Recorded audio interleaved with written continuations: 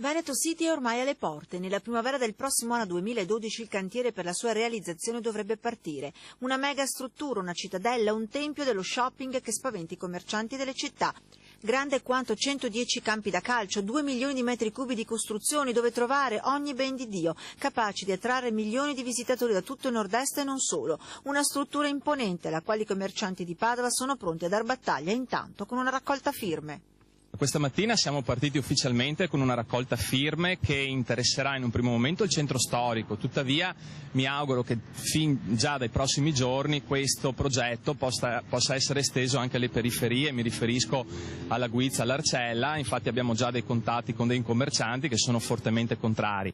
Una battaglia che sembra impossibile, come Davide contro Golia. I commercianti si apprestano ad affilare le armi nel tentativo almeno di sensibilizzare l'opinione pubblica e soprattutto la politica, a bloccare l'avanzata dell'immenso outlet con il rischio della morte del commercio nelle città, incapace di far fronte alla concorrenza fatta di maggiori scelte, prezzi più bassi e meno costi per affitti. Si muovono i commercianti nel loro piccolo che chiedono un incontro all'assessore regionale al commercio al quale presenteranno le firme, ma anche l'associazione di categoria, l'Ascom di Padova, dice no a Veneto City, e per martedì prossimo ha organizzato un incontro per lanciare una manifestazione a livello regionale.